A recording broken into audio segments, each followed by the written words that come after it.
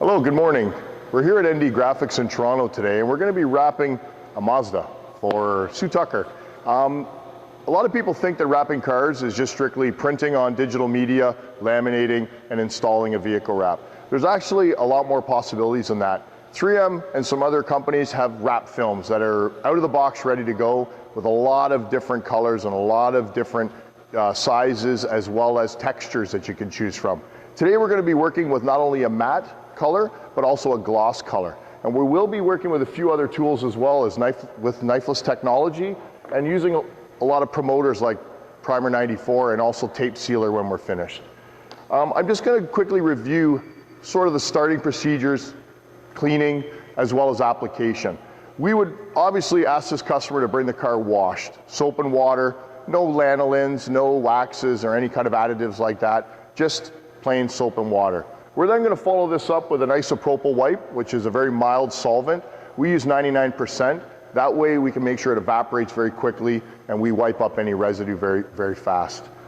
I'm going to always start from low and work high, okay? Mainly because of our rainward overlaps. If we ever do have an overlap, we want them to be facing rainward. That way there's no exposed edges that we catch water or any type of debris. I'm going to start this vehicle wrap, and hopefully by the end of this tape, you're going to see it completely done.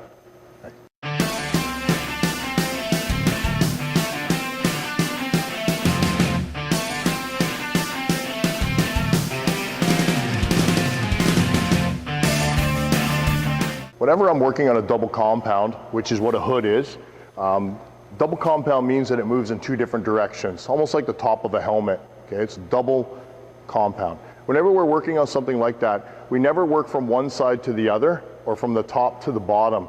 Because what we're doing there is we're transferring all the energy of that double compound from one edge having zero tension and putting all that energy 100% to the other edge.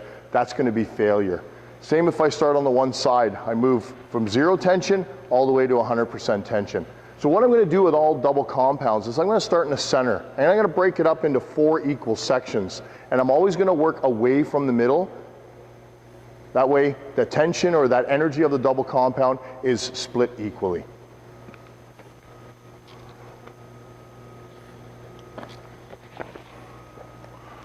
I've primed all the edges with Primer 94. I've let dried for about 5 minutes. The nice thing about this 1080 film is that it has both components to the adhesive. It's got control tack and it also has comply feature. And you notice that the control tack feature allows me to float it there, tack it, remove the rest of the liner, and it's not sticking for me right away. And the reason for that is because it's got microscopic glass posts that are built into the adhesive trademarked control tack, and those allow me an air barrier, able to slide around, not making full contact with the substrate yet until I put pressure. And that's why they're called pressure activated adhesives. They do not stick until I activate it with pressure of my squeegee, pushing those posts into the adhesive and creating contact or bond.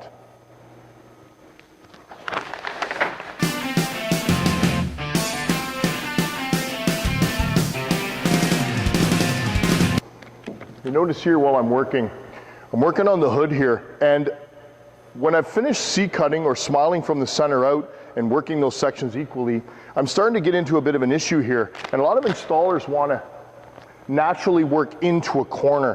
What you have to realize now is that this is a problem area, okay? You don't want to gather film to that problem area. So what you're going to do is you're going to stop your squeegee stroke from working this way, and you're going to start to work away from a problem. What that does is that starts to open up the corner here and allows for less excess of film to be gathering. So far on this hood, I haven't even used a heat gun yet. It's just working the techniques of C-cutting, or what we call smiling, and working away from problems. So when I do bring my heat gun out, it's going to be very little heat used.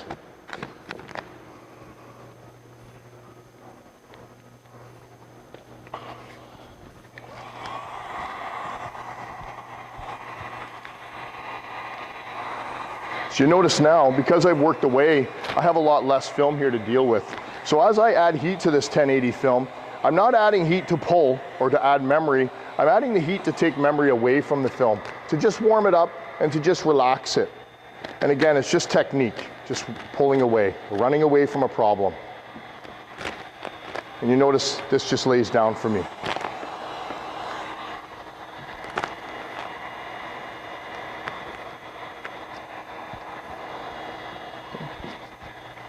Very little heat, very little pull, very little memory, and because of that, very little warranty, if any, because there's no memory in the film for the sun to pull that back. We always kind of run heat over it, making sure that any air that may be still trapped under there will show itself, and we can squeegee it down. As well, this laminate's self-healing, so any minor scratches or little particles of dust that we may have smeared around are going to lay down flat and go away.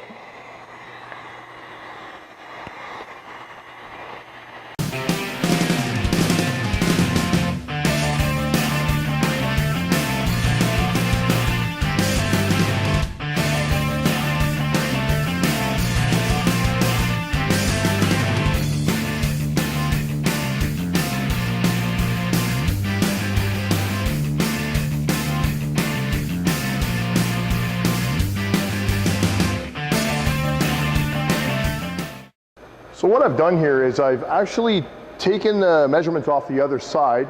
I'm using the new knifeless Tech Systems tape here. That way I don't have to actually put my knife to the paint when I'm cutting this custom shape on the side of the car. What I really like about this tape is that you apply it first of all, put the film over top of it, and then you pull this Kevlar line from underneath. I'm going to create this really nice shape down the side of the car. Simply by overlapping the two colors, cutting through the center, weeding away the excess, and then saw cutting my butt seam nice and tight together. How I know that I've matched both sides to be equal, I've taken measurements off the other side in a couple of key points here, and then I've run my knifeless in sequence to ensure that both my sides are going to be exactly the same.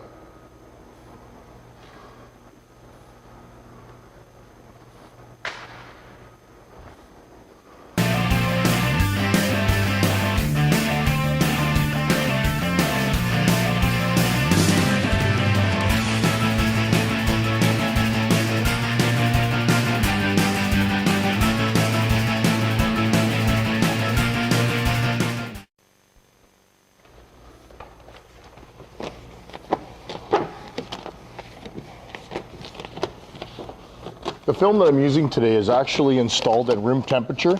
A lot of people think the hotter the day, the better the install is. And I'll be honest with you, that is the exact opposite.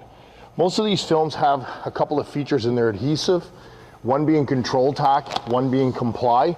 Both those features are built into an adhesive. So on hot days, when the temperatures start to rise, especially on the substrate as well as the film, you start to lose all those components of the adhesive. The adhesive starts to flow.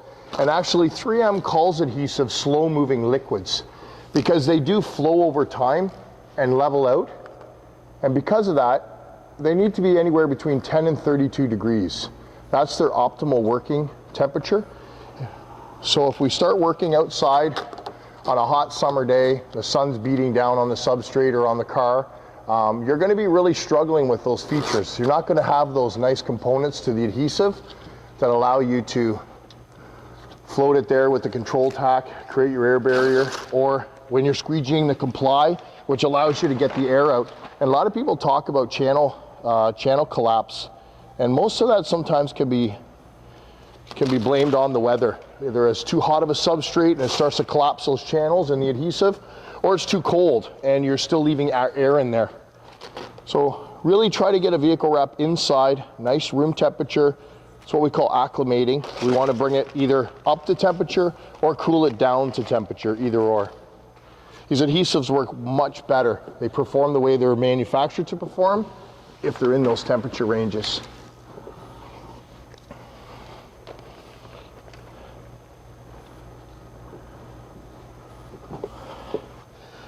The Knifeless Tech Systems is a really good product, and a lot of the top preferred installers in Canada do use this product. Myself and my three brothers, we use this product pretty well daily.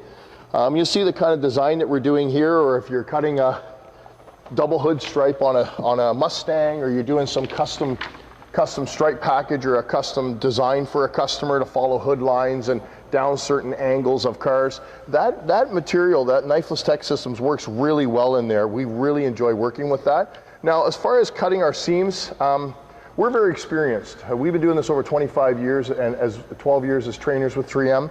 And I will tell you, even experienced guys like myself and my brothers and other preferred across Canada, we still really do enjoy using the Knifeless Tech Systems. Works very well with all films. I think we stacked 14 layers of black carbon fiber 1080 before that line broke. So it's very durable. You don't have to worry about it cutting through 1 or 2 layers. It cuts very precise. As long as you push out that air gap, get it nice and tight before you pull it, there won't be any wandering at all if you do that.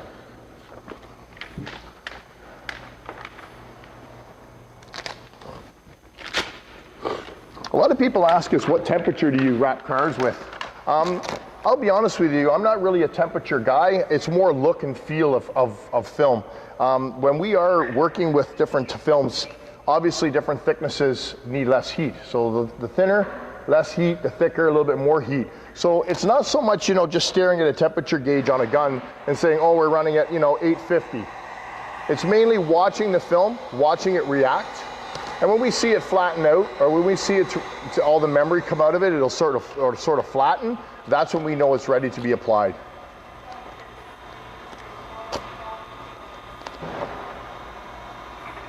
Torches are also acceptable. A lot of people talk about torches.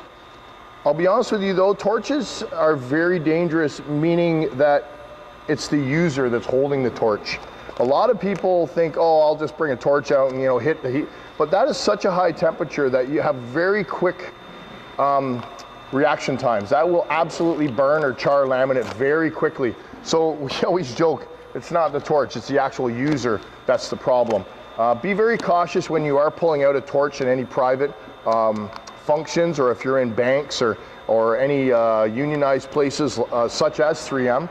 They won't really allow us to use torches. That's an open flame, very dangerous, and we have to have what we call a fire watch, proper propane tickets and things like that. So to eliminate that, we really do train a lot of young installers to use heat guns. We can get around a lot of those bylaws simply by using a proper heat gun. Because remember guys, with these new adhesives, we don't need to heat anymore to stretch. We're using heat to relax, and that's really what we want. We want relaxed film that has very little memory in it, so that the sun cannot pull that memory back and cause failure. And that's the leading cause of actual failure, is the sun. If you think about it, it's a very, very large heat source, and that sun will draw back any memory instantly. Within a day or even a few hours, that will start to pull back all memory that you've left in that film. So use a very good heat gun. Use it to relax, to warm. Watch the film sort of lay down before you apply it. And you'll start realizing you don't have as many warranty claims afterwards. Hopefully, you're not having any.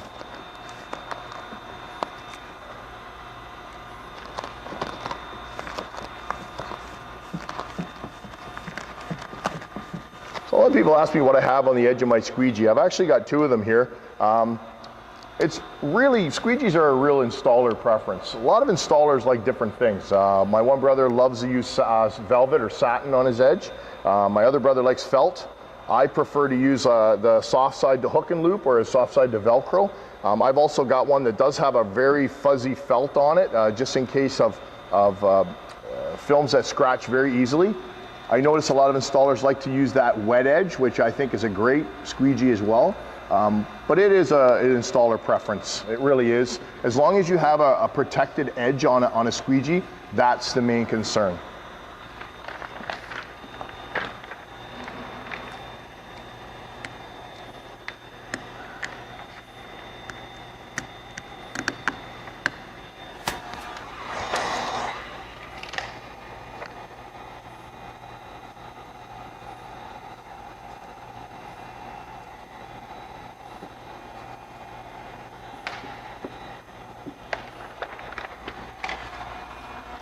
Also knives. A lot of people ask, what knife do you use? I used to use a Richards or an Olfa stainless. I really like that knife, but I found that I had to push a little bit more with that because it's a lighter knife. And so we've switched over to the Olfa XA1. It's still a very good knife, but the weight of this is a little bit heavier, just slightly, and it allows us not to actually push. We just score lightly. The weight of that knife does all the scoring for us, and we never really have the tendency to cut paint. Again, though, it's an installer preference. Some installers like to use certain knives. The only thing I warn against is any big box cutting knives or carpet knives and things like that, guys. I mean, men and women across Canada know what I'm talking about when I say that, you know, we're not cutting Coroplast or Sintra here. We are literally cutting 0.02 of an inch thick PVC vinyl. You do not need a heavy, heavy knife to do that.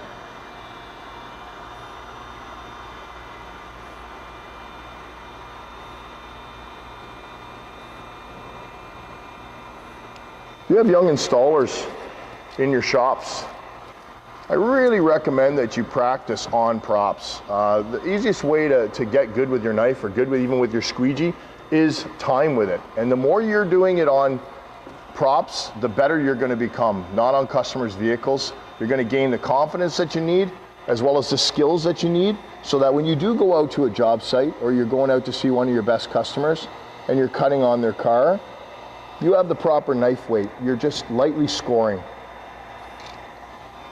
Very embarrassing when someone calls you 3 years later and says, by the way, you've cut up my car. What are you going to do about it? Nobody wants that phone call. Thank God we never have had that.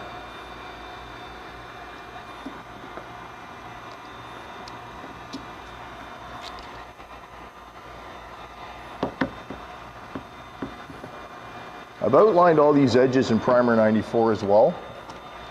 All seams along gaskets, wheel wells, handles here, when I do them separately, will be all done with primer. Mirrors will be done with primer. What primer is an adhesive promoter. It's not an adhesive activator. A lot of people think it is. It's not. It's really just a promote adhesion. So think of it like a paint job. You know, automotive paints stick better to primer than they do metal. And it's the same with this. The Primer 94, the adhesives love it, and they stick much stronger than they would to just a traditional a paint on a vehicle.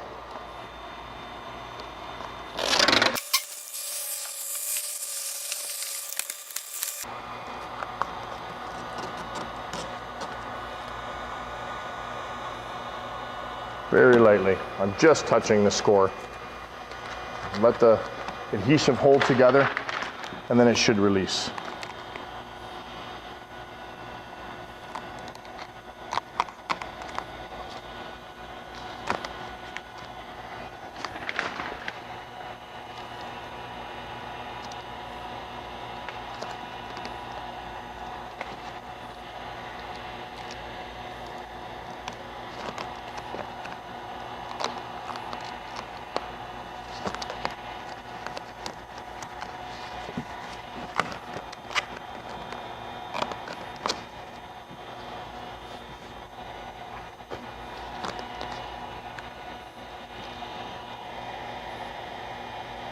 Kind of a little rapper's trick here. We always seem to leave the driver's door handle till last. Sort of a psychological thing. You know, it gives you 3 of them to work on first to get perfect. And then hopefully your driver's one goes down flawless. And that's the one that the driver sees every single day. You'd be surprised how many people tell me that they don't even look at the passenger side of a wrap. I mean, they know it's there, but how many times you really get in and out or actually go over there and take a close look at it. So it's nice to be able to practice once or twice on the other side before you come to the driver's side. And then, you know, we get this one absolutely perfect. We kind of have a system on how to do it.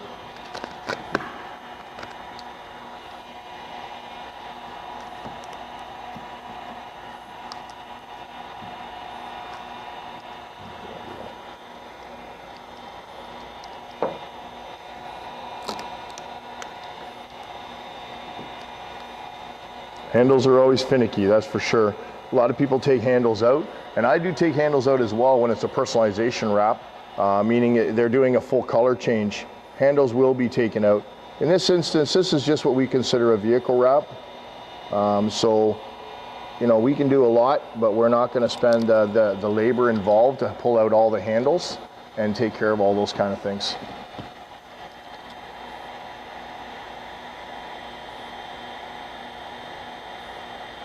Sometimes it's wise to hire in people that do that type of thing every day to help you out. I work with a gentleman that actually does high-end interiors.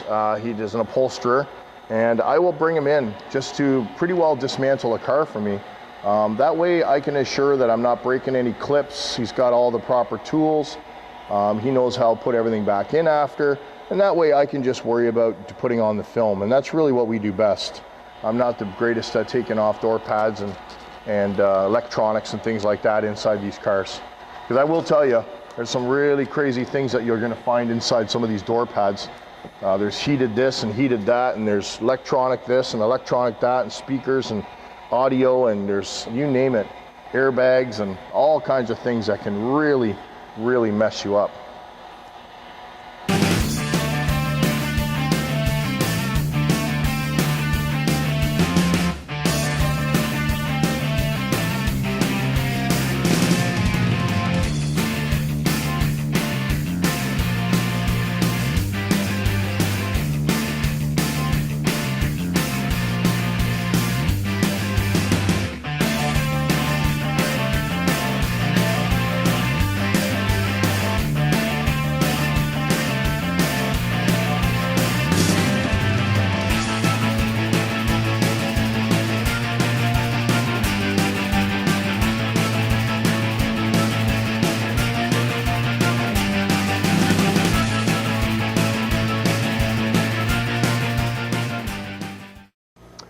Whenever we're working on a mirror, we have to keep in mind that this is also a double compound. And a lot of failures happen on mirrors because the installer starts up really high, works all the energy once again to the bottom. There's 0 tension, 100% tension. It's going to cause failure on the lower edge. Same if they start over here. If they start on the wide side, work their way over to the peak, they're going to have no tension here, but they're going to have 100% tension of that double compound all to one side. They're going to cause failure over here. So whenever we tackle a mirror, what we like to do is just start in the middle. Some installers like to pre-stretch, you know, it's totally your choice. I personally just like to work things as I see them. So what I'm going to do now is going to work 4 equal sections. I'm going to break up the energy of that mirror into 4 quarters. Once again, we're not using the heat to just pull, we're using it to relax. And then I'm just going to place it on the mirror.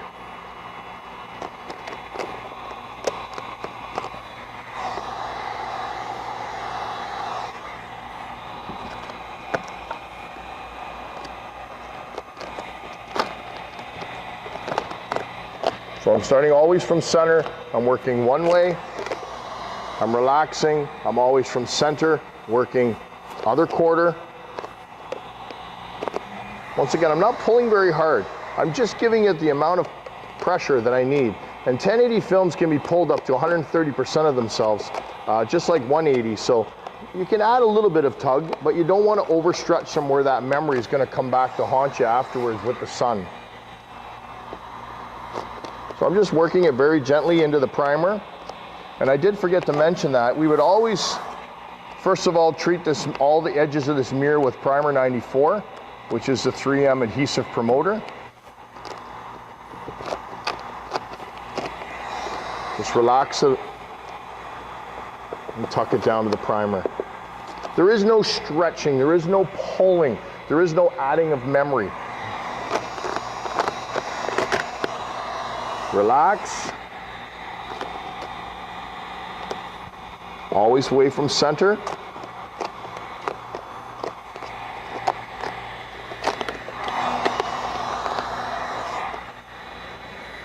Always away, center away, center away, center away.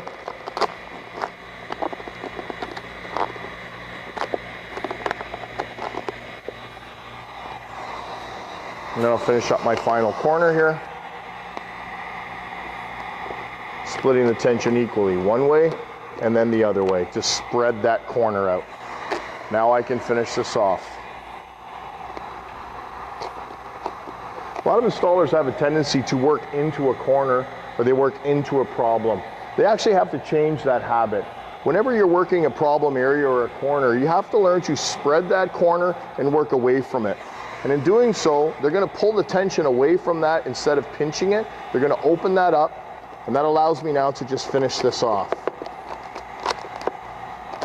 That easy. Okay, I'm not going into it, I'm away from it, then I finish. Same here now. I'm going to do the corner first.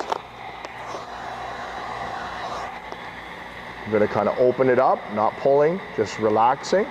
Okay, I'm going to open this corner up. I'm going to work 50 one way, and then I'm going to work 50 the other way. I'm going to nicely spread that corner or problem area out.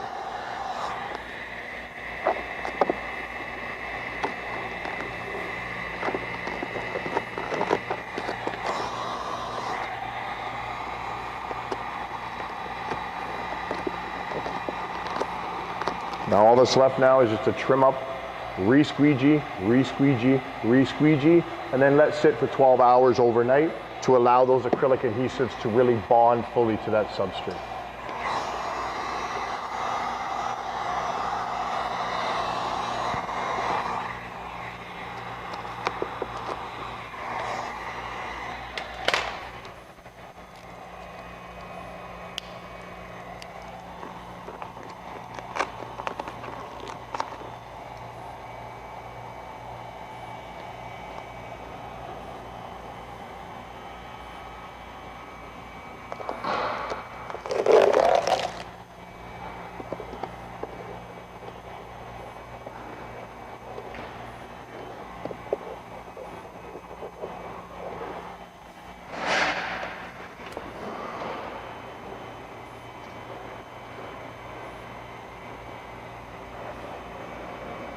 Make sure you take your time in trimming. You've worked really hard to get that mirror down, and the last thing you need to do is to make a wrong cut and have to redo the whole mirror again.